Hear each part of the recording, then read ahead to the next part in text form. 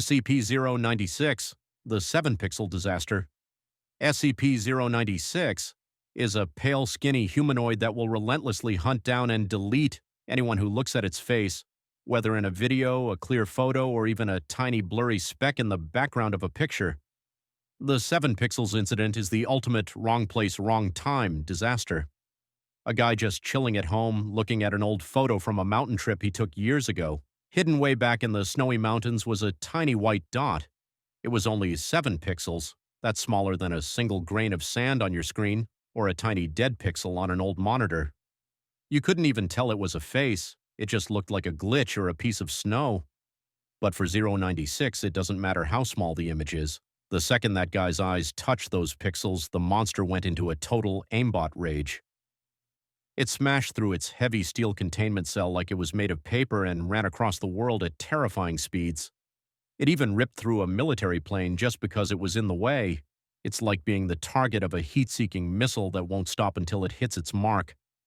This incident was a massive failure for the Foundation because it proved that even their best walls can't stop a math error. If you've got old vacation photos, you'd better hope there isn't a blurry speck hiding in the corner. Because if those 7 pixels are there, your game is basically over. Stay safe, buddies, and maybe stop zooming in on your old travel pics. SCP-682, the Science of Failure. SCP-682 is a giant, hateful reptile that possesses an impossible ability to adapt to and survive literally anything you throw at it, making it the Foundation's biggest unsolvable problem. If Deadpool were a 30-foot-long crocodile instead of being a funny mercenary, that is 682. You can blow him up, melt him in acid, or cut him into confetti, and he'll just grow back and look at you like, "Is that all you got, buddy?" The Foundation has spent decades trying to delete this guy, but it's like trying to fight that one kid on the playground who keeps making up new force fields every time you tag him. It's honestly embarrassing. Get this. They tried using a magic book to write him out of existence, but the lizard basically pulled an Uno reverse card and rewrote the ending to save himself.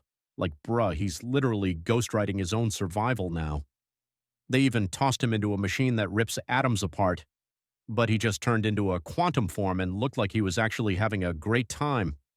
It's like fighting a final boss in a video game and realizing his health bar isn't going down, it's going up. This is a massive L for the Foundation.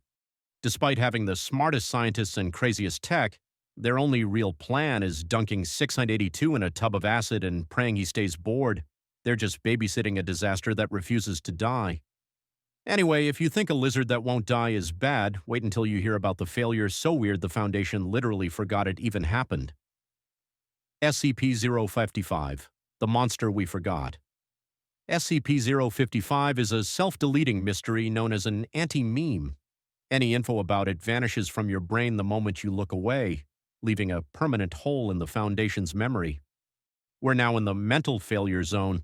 This is a total intellectual facepalm because the Foundation is containing something they know nothing about.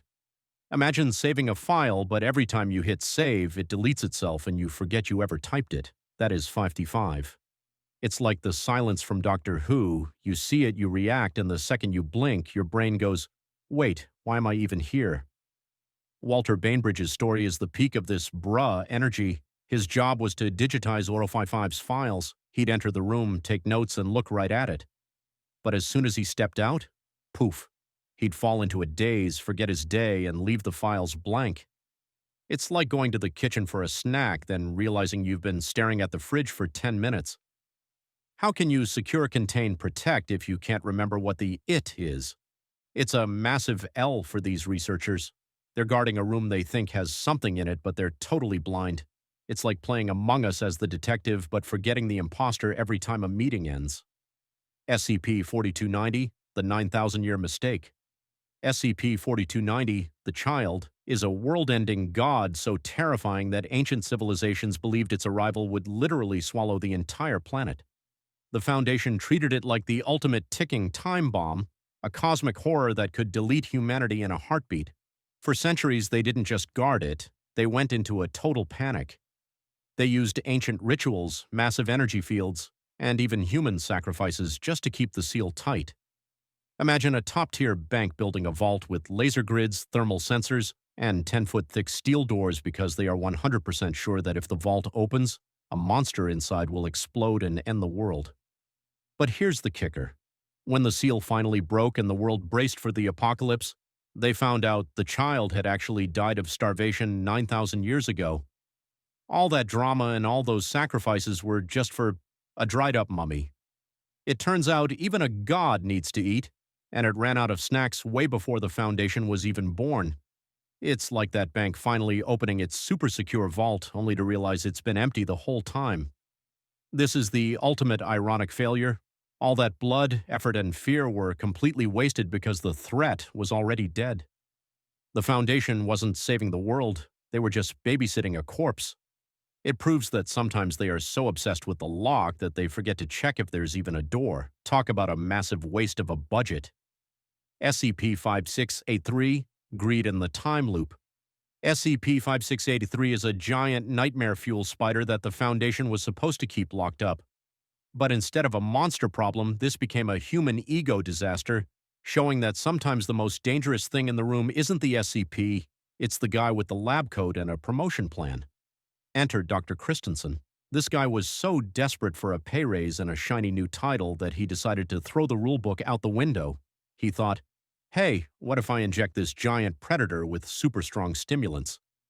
It's like watching a movie character decide to give a Jurassic Park raptor 5 cans of Monster Energy just to see what happens. Spoiler alert, nothing good. The result? The spider went into a crack-fueled frenzy, ripped the containment unit to shreds, and caused a nuclear reactor explosion. It was a total GG for the entire facility, but the real twist is Christensen's reward. He didn't just die in the blast, he got caught in a time loop at the exact moment of the explosion. Now he's stuck reliving his own failure over and over, forever. It's like being stuck in the world's worst lag in a video game, right at the moment you're about to lose. This wasn't just a containment breach. It was a total moral failure. The Foundation claims to be cold and logical, but Christensen proved they're just as prone to being clout chasers as anyone else. He wanted to be the hero of the story, but he ended up as a permanent glitch in reality. Talk about a career path you definitely don't want to follow. SCP-8980, The Ethical Collapse. SCP-8980 is the ultimate moral facepalm and honestly the most infuriating entry in the Foundation's Hall of Shame. This isn't a story about a monster breaking out. It's about a broken system where the villain actually wins and gets a pension for it. Meet Dr. Christopher Burns. This guy spent 10 years, yes, a whole decade, psychologically torturing his colleague, Lillian Marley, all under the official excuse of an experiment. He wasn't studying a scary ghost or a cursed object. He was just a predator in a lab coat using Foundation protocols as a shield.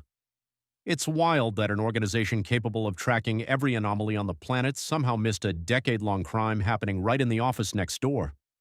I guess they were too busy staring at lizards to notice the monster in the break room. But the part that'll really make you want to throw your monitor is how the Foundation handled it. The Ethics Committee, the guys whose only job is to stop this stuff, finally caught him, but then they moved with the speed of a dial-up modem. While they were busy shuffling paperwork and reviewing files, Burns simply retired, wiped his own memory, and walked away with a fat pension. He basically hit the delete history button on his crimes and got a tropical vacation as a reward.